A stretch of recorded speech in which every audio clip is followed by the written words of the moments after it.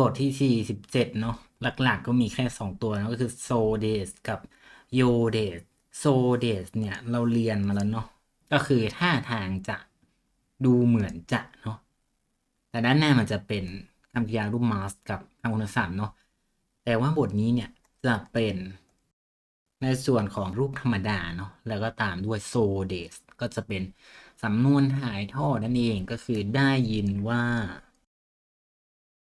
ก็คือได้ยินได้ฟังอะไรมาเนี่ยเราก็บอกต่อแบบนั้นเนาะโดยที่ไม่แต่งเติมเนื้อหาเนาะแล้วก็สามารถที่จะเติมนิโยรุโตะไว้ด้านหลังเพื่อบอกแหล่งที่มาของข้อมูลเนาะอย่างในข้อนี้คืออะไรเทงกิโยโฮก็คือพยากรณ์อากาศนั่นเองเทงกิโยโฮนิโยรุโตะไดชูไทฟุกะคุรุโซเดสตามรายงานพยากรณ์อากาศ ได้ยินว่าอะไร ได้ยินว่าสัปดาห์หน้าเนี่ยพายุไต้ฝุ่นจะเข้า อันนี้ก็คือเนื้อหาที่เขาได้ยินได้ฟังมาเนาะแล้วก็เอามาถ่ายทอดต่อต่อไปโซโบะวาไกโตกิคิเดดัตตะโซเดสได้ยินว่าอะไร ได้ยินว่าคุณยายเนี่ยตอนสมัยยังสาวๆเนาะสวยเวลาผันเนาะจะไม่ผันตรงโซ่เนาะต้องมาผันด้านหน้าโซ่แทนอันนี้เป็นรูปอดีตเนาะต่อไปชุนคุงมาตะจิโกกุชิตะโซเดสเนะก็คือได้ยินว่าชุนคุงเนาะมาสายอีกแล้วเนาะแล้วก็ข้อสุดท้ายเนาะโกโตชิโนะฟุยุะตาตะไคโซดะ ก็คือได้ยินว่าฤดูหนาวปีนี้เนี่ยอากาศจะอบอุ่น อันนี้คือสำนวนถ่ายทอดเนาะก็คือได้ยินว่านั่นเองด้านหน้าก็จะเป็นรูปธรรมดา แล้วก็เติมโซเดสแล้วก็ต่อไปเนาะโยเดสวิธีการผันเนาะคำกริยากับคำคุณศัพท์เนี่ยผันให้เป็นรูปธรรมดาคำคุณศัพท์อีมันก็แค่ตัดเดสออกเฉยๆเนาะแต่ถ้าเป็นคำคุณศัพท์นะกับแนมเนาะมันจะมีดะ คำคุณศัพท์นะเปลี่ยนดะเป็นนะแล้วก็คำนามเปลี่ยนดะเป็นโนแล้วก็เติมโยเดสก็คือดูเหมือนว่านั่นเองก็คือคาดเดาจากสภาพณตอนนั้นเนาะก็สามารถที่จะใช้คู่กับคำกริยาวิเศษโดโมได้เหมือนกันโดโมนอกจากแปลว่าขอบคุณแล้วในที่นี้หมายถึงรู้สึกว่าเนาะเป็นการคาดเดาเนาะก็ใช้คู่กับไวยากรณ์ตัวนี้ได้ ข้อที่หนึ่งดูเหมือนว่าอะไรนากายามาคุงว่าชดโตะชิคากุกะโอ้ยโยเดสเนะก็คือนากายาม่าคุงเนี่ยดูเหมือนว่าเธอจะมาสายบ่อยนะคิโอสเกตเตกุดไซระวังหน่อยมีการเตือนเนาะก็คือเป็นการลงความเห็นโดยที่มันมีบางสิ่งบางอย่างทำให้เขารู้สึกแบบนั้นเนาะก็คือข้อมูลตัวนี้เนาะเห็นหลายรอบแล้วว่ามาสาย ต่อไปเซนเซวะโอซาเกะโอสกินาโยดะซึกิเป็นคำคุณศัพท์นาเนาะเติมนะก็คือดูเหมือนว่าทำไมดูเหมือนว่าอาจารย์เนี่ยจะชอบเล่าแล้วก็ข้อสุดท้ายเนาะโดโมคาเซโอฮิเตะชิมาตะโยดะก็จะแปลว่าดูเหมือนว่าเขาจะเป็นหวัดเสียแล้วนั่นเองแล้วคำว่าดูเหมือนว่าเนี่ย ความหมายก็จะไปคล้ายๆกับบทที่ผ่านมาเนาะก็คือ so days ที่เป็นในส่วนของคำคุณศัพท์มิล่าซังอะอิโซกาชิ so days ก็คือท่าทางคุณมิลเลอร์จะยุ่ง อันนี้เนี่ยมันเป็นการคาดเดาจากท่าทาง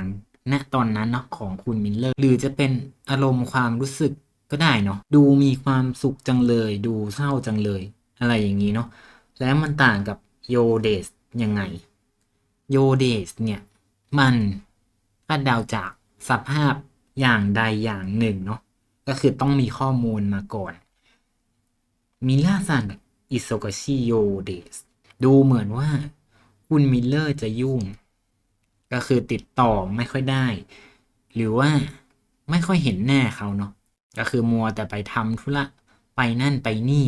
แล้วเราไม่ได้คุยกับเขาเลยก็เลยทำให้คิดว่าเขาน่าจะงานยุ่งเนาะแต่แบบแรกเนี่ยอิโซกาชิโซเดสเนี่ย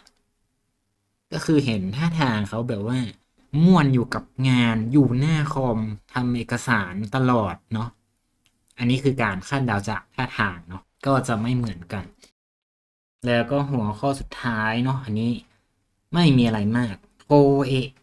ก็คือเสียงเนาะเสียงคนเสียงสัตว์ เสียงที่มันออกมาจากลำคอเนาะโอโตะก็จะเป็นเสียงธรรมชาติ เสียงรถเสียงลาอะไรเงี้ยนิโอยกลิ่นแล้วก็อาจิรสชาติเนาะตามด้วยกาชิมัสก็คือได้ยินเสียงได้กลิ่นได้รสชาตินั่นเองตัวอย่างข้อแรกอะเดะこの牛乳ちょっと悪くなっているようですโยเดสดูเหมือนว่าอะไรนมกล่องนี้เนาะหรือว่านมคนนี้ดูเหมือนว่ามันจะไม่ดีซะแล้วก็คือดูเหมือนว่ามันจะเสียซะแล้วเนาะเพราะว่าอะไรเฮนนะนิโอยกับชิมัสนิโอยกลิ่นเนาะแล้วก็มีเฮนก็คือแปลกมาขยายนิโอยอีกทีเนาะก็คือมีกลิ่นแปลกๆนั่นเองได้กลิ่นแปลกๆเนาะ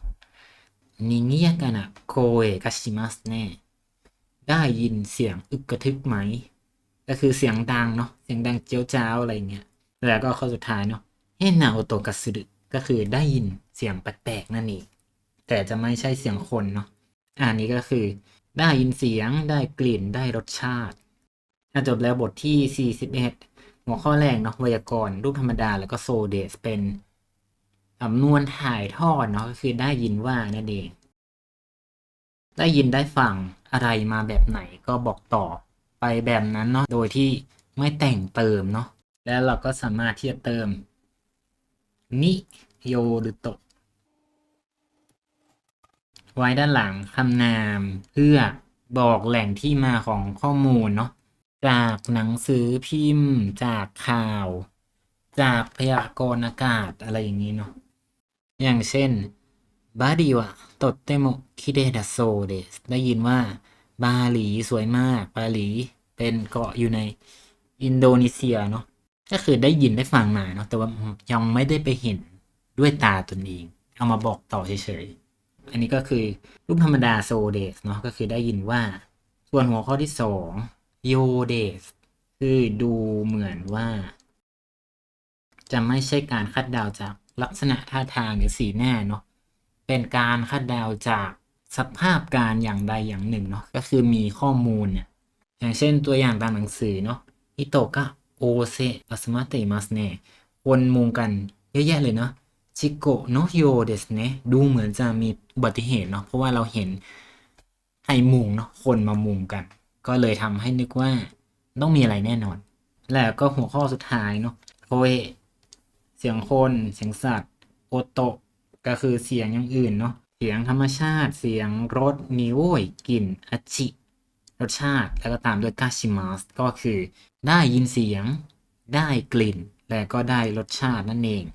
อันนี้ก็คือบทที่47เนาะถ้าอยากเรียนตัวเต็มเนาะก็ทักไลน์แล้วถ้าเห็นว่าเป็นประโยชน์อย่าลืมแชร์ต่อแล้วก็กดติดตามด้วยเนาะ